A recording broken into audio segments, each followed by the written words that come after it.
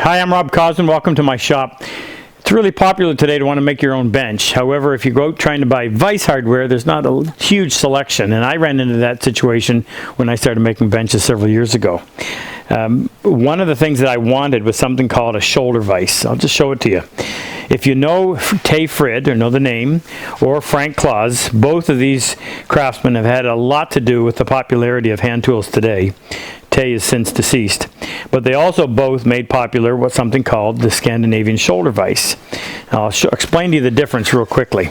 If you use a normal vise and you're going to dovetail something as wide as this, usually you can only grab maybe 3 or 4 inches on one side. And as you snug it up, and most people have a tendency to want to snug it up even more, well, the more you do that to a normal vise, the more it's going to rack or twist to one side, and that leaves one side of the board flopping in the wind, which is very aggravating when you're trying to saw because the feedback is bad.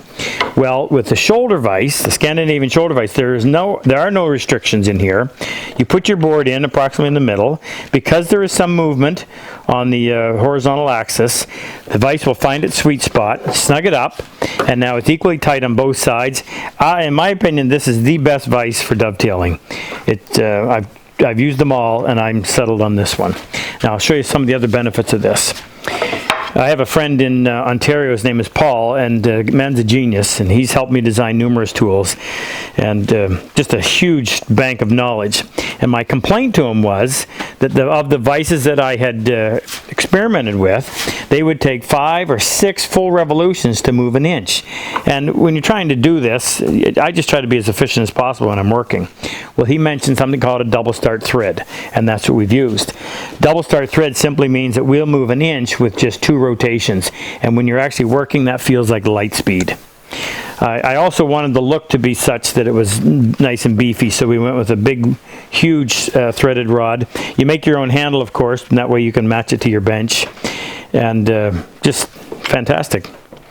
Now, I want to introduce you to the tail vise. And this is where you really appreciate the speed of that double start thread. Typically, you're going to be moving this vise a lot more to accommodate the board that you're going to squeeze between the bench dogs than you would over there on the shoulder vise. So being able to move this 2 rotations, 1 inch is a huge advantage.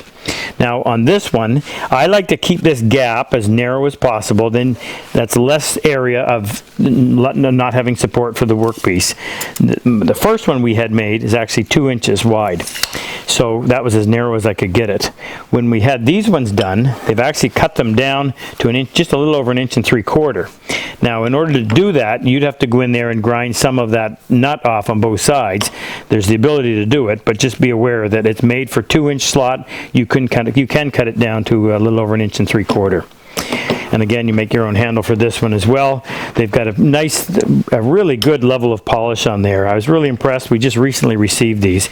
So if you're planning to build your own bench and you like this option for vices, you can go to RobCosman.com, and we have them listed on there.